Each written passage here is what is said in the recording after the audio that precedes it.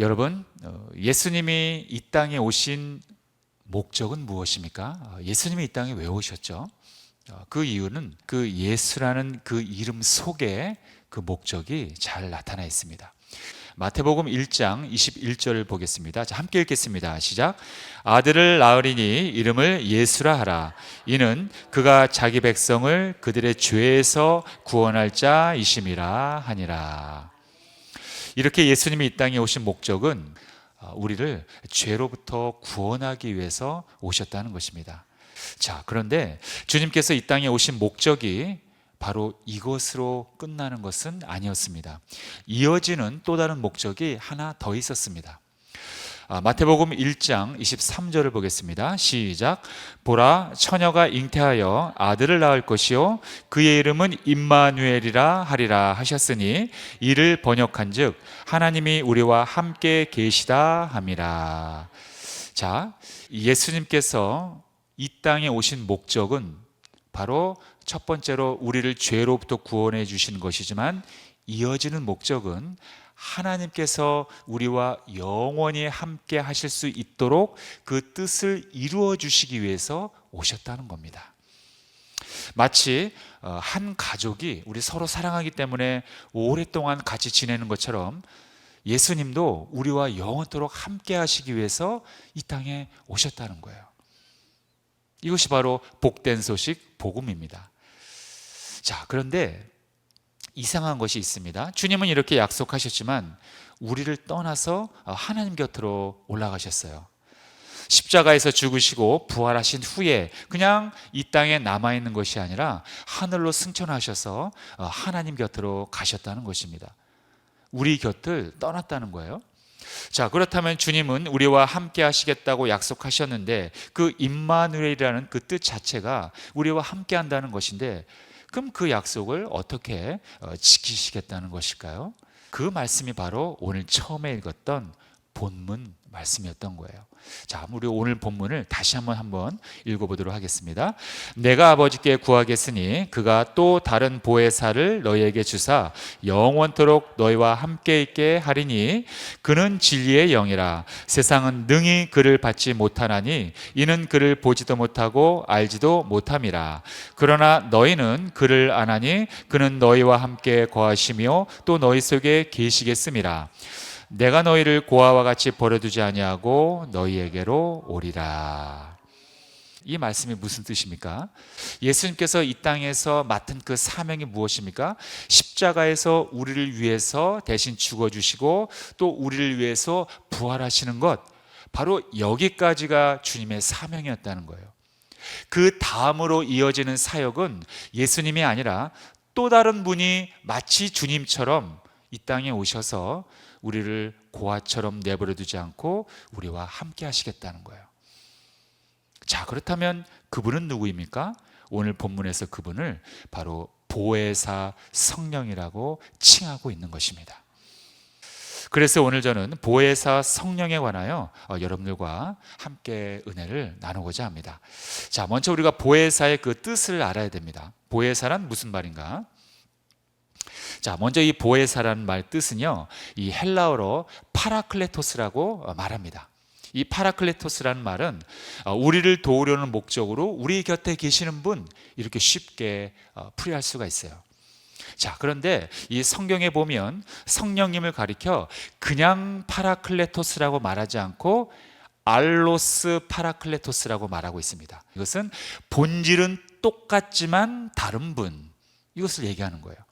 자, 그렇다면 성령님이 예수님과 똑같은 신성을 갖고 계신 분이라는 거예요. 예수님과 똑같은 능력, 그러한 지혜, 지식, 이런 모든 것을 똑같은 능력, 성품 갖고 계신 분이지만 또 다른 분이라는 것입니다. 바로 그것이 알로스 파라클레토스, 바로 성령님을, 보혜사 성령님을 말씀하는 거예요. 그런데 우리나라 성경책은 성령님을 보혜사라고 표현하고 있어요. 한자어입니다. 이 보혜사란 무슨 말이냐면은 지킬 보, 은혜의 스승사, 이렇게 우리 한글 성경은 성령님을 이렇게 표현하고 있는 것입니다. 이렇게 보혜사 성령님은 주님과 똑같은 능력과 성품을 갖고 계시지만 주님을 대신해서 이 땅에 오셔서 우리와 함께 하신다는 거예요. 이러한 방식으로 예수님은 우리와 함께 한다는 약속을 지키셨다는 것입니다. 여러분, 우리는 이 사람을 통해서 우리가 채우고자 하는 그 결핍된 부분을 채울 수 있을까요? 채울 수 있을 것 같지만 사실은 채울 수 없습니다. 완전하게 채울 수는 없어요. 우리는 사람을 의지했다가 실망하고 상처를 받을 때가 살아가면서 얼마나 많은지 모르겠습니다. 물론 우리가 고의적으로 상처를 주는 사람도 있긴 하지만 대부분의 사람들은 본의 아니게 상대방에게 상처를 주거나 실망을 주는 경우가 참 많아요. 그것은 우리 사람이 완전한 존재가 아니기 때문입니다. 우리는 알아야 합니다. 나는 상처만 받는 존재가 아니라 나를 통해서도 다른 사람들이 실망받고 또 상처를 받을 수 있다는 것을 꼭 우리는 기억해야 합니다. 이것이 우리 모든 인간의 한계라는 거예요. 그래서 성경은 우리 사람의 인생을 절대로 의지하지 말라고 아주 강력하게 말씀하고 있는 것입니다. 이사야 2장 22절에 보면 너희는 인생을 의지하지 말라. 그의 호흡은 코에 있나니 새말가치가 어디 있느냐. 그래서 우리는 사람이 아닌 완전하신 보혜사 성령님을 통해 의지하고 우리는 그분의 도움을 받아야 하는 것입니다. 그분은 왜냐하면 하나님과 동일한 능력을 갖고 계시며 그래서 하나님께서 우리에게 보내주신 우리의 인도자이시기 때문입니다. 이러한 성령님을 경험하고 이러한 성령님과 동행하며 사는 것이 바로 현재 우리의 신앙생활입니다. 이것을 경험하는 것이 진짜 성도이고 진짜 신앙생활이라는 거예요. 자, 그렇다면 이 보혜사 성령님은 우리에게 오셔서 좀 더 구체적으로 어떤 일을 하시는지 우리가 함께 알아보길 원합니다.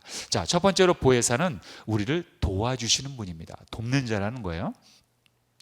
자, 보혜사 성령님은 믿는 자들을 돕기 위해서 항상 우리 곁에서 우리를 도와주시는 분입니다.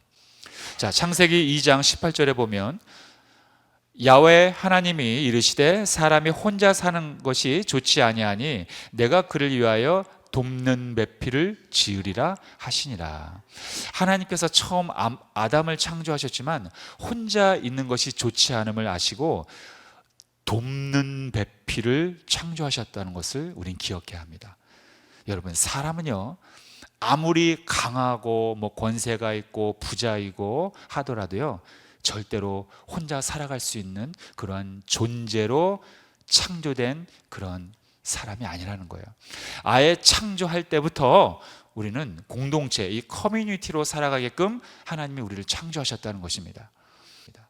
근데 자꾸 사람이 이것을 어기고 자기 혼자 할 수 있다고 살아가다 보니까 이 질서가 깨지는 거예요. 이 사람의 사람다움이 자꾸 깨져가는 것입니다. 이래서 사람의 본질은 도움을 주고 또 도움을 받는 것입니다. 그래서 우리는 서로가 용서해주고 서로가 사랑해야 할 대상이라는 거예요. 분명한 것은 서로입니다. 일방적인 것이 일반 통행이 아니에요. 그래서 우리는 성령님께 상대방을 잘 품고 용서하고 격려해 줄 수 있는 마음을 달라고 기도해야 한다는 거예요. 그냥 내가 착한 사람이니까 그러한 마음 생기겠지? 아니에요. 그런 마음은 하나님이 원 공급자이십니다. 그렇기 때문에 그런 마음을 달라고 해야 내 마음에 그런 마음이 생성이 돼서 그것이 흘려보낼 수 있다는 거예요. 오늘 이 시간부터 여러분들은 바로 상대방을 품고 용서해주고 격려할 수 있는, 용기를 줄 수 있는 그런 마음을 달라고 꼭 성령님께 기도하시길 바랍니다. 성령님의 열매 중에서, 은사 중에서 예언의 은사가 있습니다. 여러분, 예언이라는 것은, 이 성경에서 말하는 예언이라는 것은 마치 무당처럼 앞일을 말하는 것이 아니라 바로 사람들에게 용기를 줄 수 있는 언어, 격려해 줄 수 있는 언어, 품어줄 수 있는 언어, 용서해 줄 수 있는 너그러운 마음의 언어, 그러한 말, 그것이 바로 예언이에요.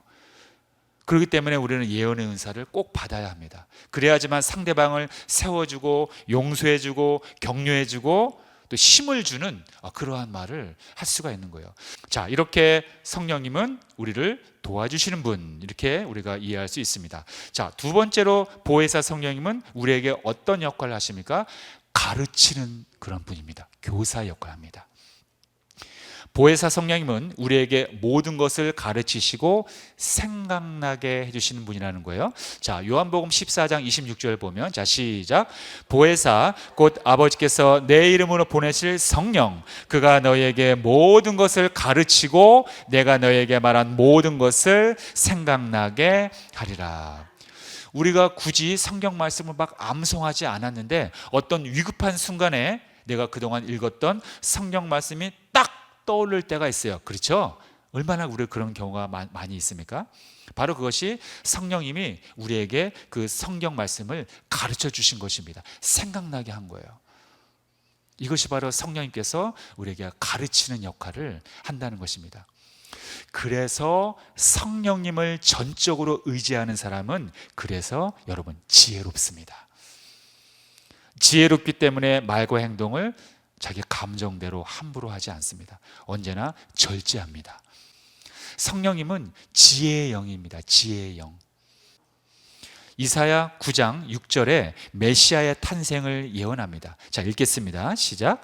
이는 한 아기가 우리에게 낳고 한 아들을 우리에게 주신 바 되었는데 그의 어깨에는 정사를 메었고 그의 이름은 기묘자라 모사라 전능하신 하나님이라 영존하시는 아버지라 평강의 왕이라 할 것임이라.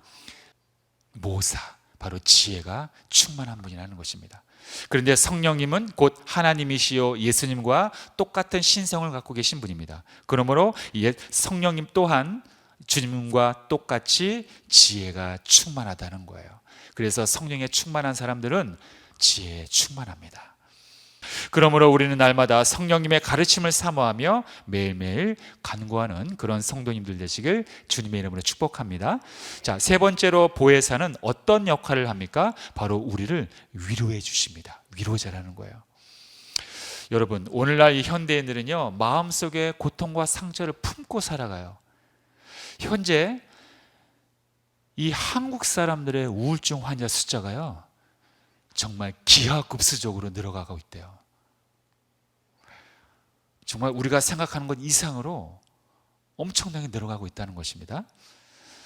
건강보험 심사평가원이 발표한 2017년부터 2021년간 5년간 우울증과 불안장애 진료 통계 분석 결과를 보면 2021년 우울증 환자 수가 과거에 비해서 무려 35% 넘게 증가한 것으로 나타났다고 합니다.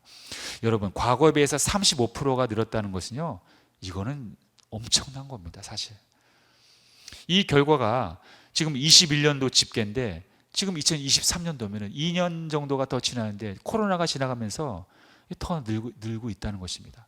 그리고 더 놀라운 사실은요, 이 우울증 환자의 나이가 엄청나게 낮아졌다는 거예요. 10대와 20대로 낮아졌다는 것입니다. 이 우울증이 왜 무서운가?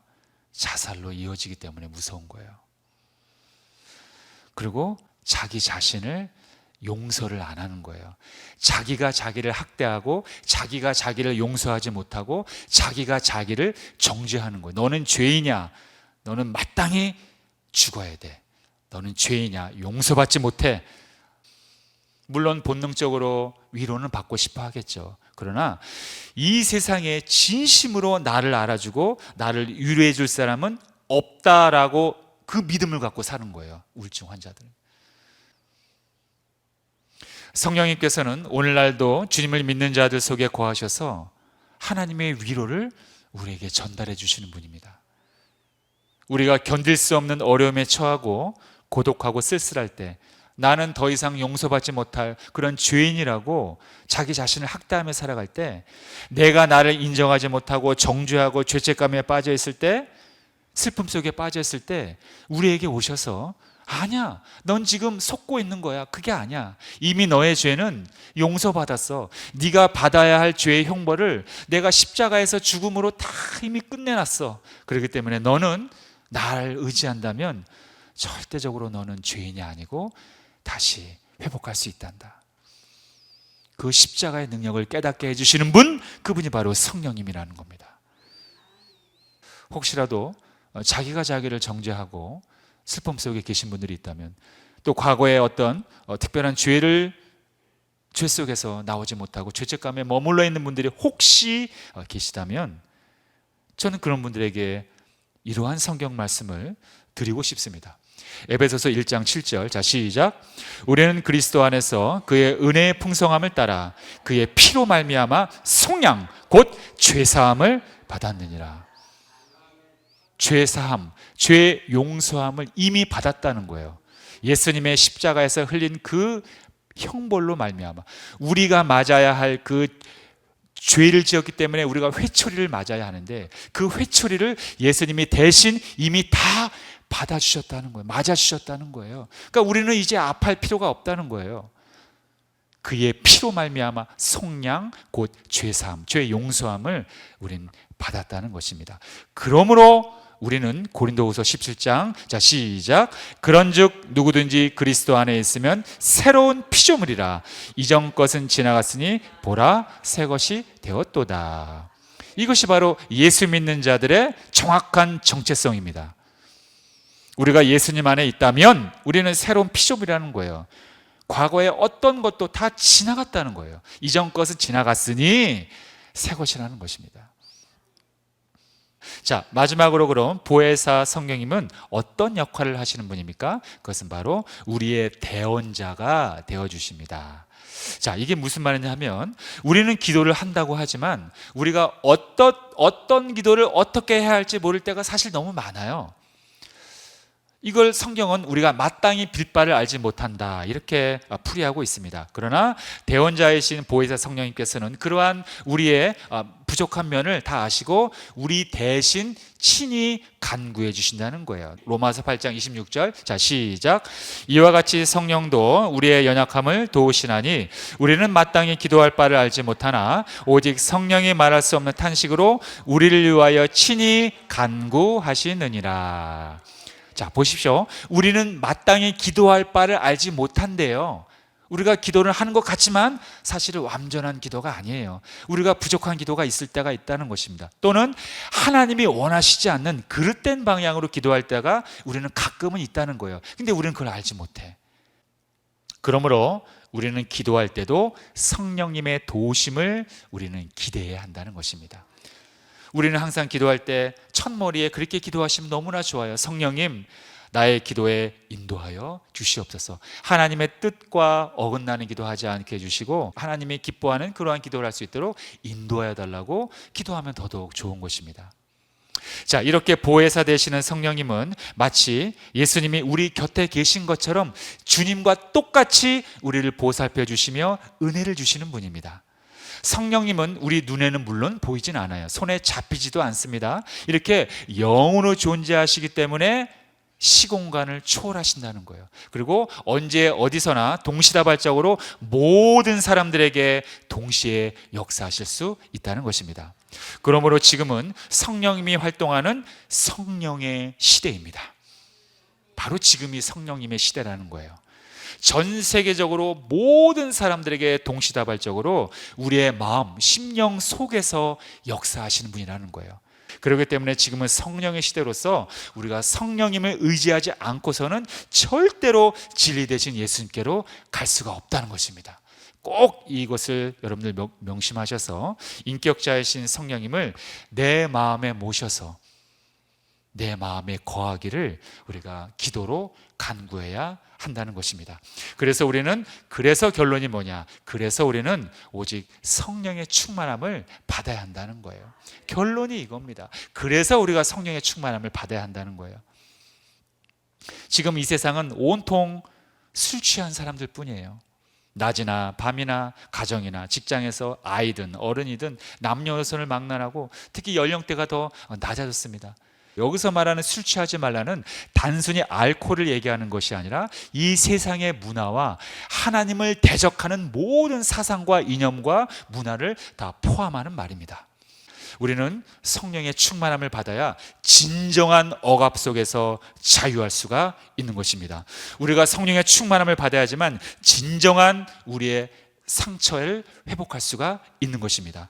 이러한 성령님께서 여러분들의 마음속에 충만하게 임하셔서 이 억압된 인생에서 자유하는 인생으로 변화받고 승리하며 사시길 예수님의 이름으로 축원합니다.